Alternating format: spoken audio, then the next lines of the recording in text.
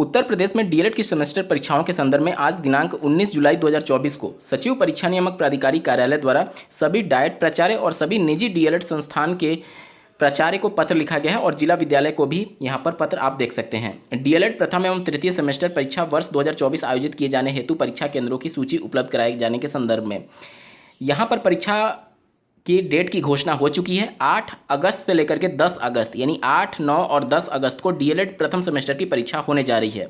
12 अगस्त से लेकर के 14 अगस्त यानी 12, 13 और 14 अगस्त में डीएलएड तृतीय सेमेस्टर की परीक्षा होने जा रही है। जो पहली बार डीएलएड की प्रथम सेमेस्टर परीक्षा में सम्मिलित हो रहे होंगे उनके लिए थोड़ा पैटर्न नया होगा, लेकिन आपको एक दिन में 3-3 पेपर देना होता है, तो उसको हल्के में मत लीजिएगा कि आप हिंदी या फिर मैथ ग्रेजुएशन में या फिर इस लेवल तक आप पढ़ चुके हैं कि डीएलएड आप आसानी से निकालेंगे। नहीं, यहाँ पर पैटर्न बहुत अलग है। जो आप ग्रेजुएशन में पढ़ के आए हैं, इंटरमीडिएट में पढ़ करके आए हैं, उनसे बहुत पैटर्न अलग होता है। यहाँ पर आपको टू द पॉइंट लिखना होता है और इसलिए प्रीवियस ईयर पेपर को जरूर सॉल्व करके जाइएगा। पिछले 5 साल 10 साल का पेपर जरूर सॉल्व करके जाइएगा। इस वीडियो के डिस्क्रिप्शन में आपको प्रीवियस ईयर जितने भी अब तक पेपर हुए हैं डीएलएड प्रथम सेमेस्टर के सारे ईयर वाइज आपको लिंक प्रोवाइड किए गए हैं, तो मेक श्योर कि इस वीडियो के समाप्त होने के बाद से आप जरूर चेकआउट कर लीजिएगा, क्योंकि वहाँ से क्वेश्चन रिपीट होते हैं। और अगर आप केवल प्रीवियस ईयर भी सॉल्व करके चले जाते हैं, यकीन मानिए आप बड़े आसानी से पास कर जाएंगे।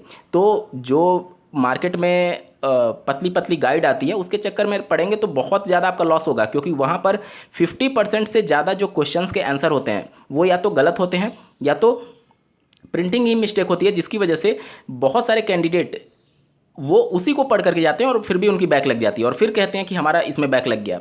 एक्चुअली में वो जो गाइड है वो ऑथराइज्ड नहीं है या फिर वो जेन्युइन नहीं है जिसे आप पढ़ रहे हैं। आप अगर बुक पहले पढ़े होंगे और उस गाइड को उठा करके देखिए, आपको 50% से ज़्यादा आंसर उस वहाँ पर गलत देखने को मिलेगा। बावजूद इसके सिर्फ लोग 1-2 दिन पढ़ करके पास होने के चक्कर में उसको पढ़ते हैं और निश्चित तौर पर ऐसे ही लोगों की ज़्यादा से ज़्यादा बैक लगती है। तो इन छोटे मोटे जो पतली पतली गाइड आती है, मैं पर्टिकुलर किसी का नाम नहीं ले रहा हूँ, लेकिन आपको इन सबसे बचना चाहिए। आप किताब के भरोसे रहेंगे तो यकीन मानिए आपको लॉन्ग टर्म में ये बेनिफिट देगा, इसलिए क्योंकि सिर्फ आपका उद्देश्य डीएलएड पास नहीं करना है, इसके बाद सीटेट यूपीटेट पास करना होगा, उसके बाद जाकर के सुपर टेट की भी परीक्षा देनी है। तो आप बेस को ही खोखला करते जा रहे हैं अगर आप उस पतली पतली गाइड का प्रयोग कर रहे हैं तो प्रीवियस ईयर पेपर उठाइए। अभी आपके पास समय है, इतने समय में आप अगर अभी भी कुछ नहीं पढ़े तो बड़े आसानी से कर सकते हैं। बहुत ज़्यादा सिलेबस नहीं होता है डीएलएड प्रथम सेमेस्टर का, इसलिए आप ज़्यादा से ज़्यादा फोकस करिए कि जेन्युइन जगह से आप पढ़िए। या आप अगर आप कोई भी बुक रेफ़र कर रहे हैं तो वहाँ से आप प्रीवियस ईयर पेपर देखेंगे तो आपको पता चलेगा कि क्या और कैसे किस पैटर्न के हिसाब से पूछी जाती है। उन चीज़ों पर आप ज़्यादा फोकस करिए, ठीक है। बाकी आपकी मर्जी, जैसे भी आप कर सकते हैं और इस वीडियो के डिस्क्रिप्शन को आप चेकआउट कर सकते हैं। साथ ही साथ यहाँ पर कुछ गाइडलाइंस जारी की गई है जिला विद्यालय निरीक्षक को कि कैसे और किस सेंटर को यहाँ पर प्रोवाइड कराना है। तो यहाँ पर आप देख सकते हैं जो टोटल कैंडिडेट रजिस्टर्ड हैं परीक्षा कराने के लिए वो 3,22,000 यानी 3.25 लाख कैंडिडेट परीक्षा देने जा रहे हैं प्रथम और तृतीय सेमेस्टर को मिला करके। तो बहुत बड़ी संख्या है, 3.25 लाख कैंडिडेट के आसपास है जो कि प्रथम और तृतीय सेमेस्टर में परीक्षा देंगे। और सबसे ज़्यादा जो छात्रों की संख्या है वो आप देख पा रहे होंगे 28,000 आपको दिख रहा होगा गाजीपुर में। उसके बाद से आजमगढ़ में देख पा रहे होंगे 19,000 कैंडिडेट हैं।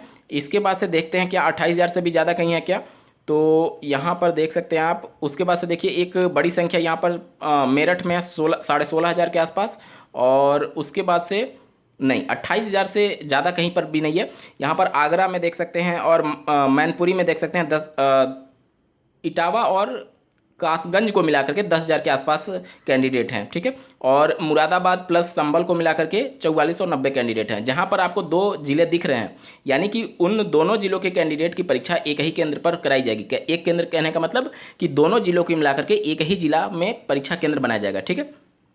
अब यहाँ पर कई बार क्या होता है कि जैसे आप देखेंगे यहाँ पर आपको 67 सेंटर ही दिख रहे होंगे, तो कई बार क्या होता है कि आसपास के ज़िले हैं तो उनका एक ही में मर्ज कर दिया जाता है। हालांकि कोशिश पीएनपी की ये रहती है कि अलग अलग जिलों का परीक्षा अलग अलग उन्हीं जिलों में कंडक्ट कराया जाए, लेकिन कई बार क्या होता है कि ब्लैकलिस्ट जैसे पिछले अगर आप पैटर्न देखेंगे तो डीएलएड की बहुत बार सेमेस्टर परीक्षा के पेपर आउट हो चुके हैं। तो ऐसे धीरे धीरे करते करते कुछ स्कूल बैन कर दिए जाते हैं या फिर ब्लैकलिस्ट में डाल दिया जाता है, जिसकी वजह से सेंटर ना अवेलेबल होने की कंडीशन में वहाँ के कैंडिडेट को मजबूरी में दूसरे जिले में भी कई बार जाना पड़ जाता है। और ऐसा होने की संभावना भी है, तो आप इन सभी चीज़ों के लिए पहले से मेंटली प्रिपेयर रहिएगा। ठीक है, तो आप सभी को आपकी सेमेस्टर परीक्षा के लिए बहुत बहुत शुभकामनाएं। आपके परीक्षा तिथि की घोषणा हो चुकी है और डीएलएड प्रथम सेमेस्टर के कैंडिडेट इस वीडियो का डिस्क्रिप्शन जरूर चेकआउट कर लीजिएगा, पिछले अब तक जितने पेपर हुए हैं उन सबका पेपर सोल्यूशन देखने के लिए। इस वीडियो को देखने के लिए आपका बहुत बहुत धन्यवाद। भगवान करे आपका दिन शुभ हो।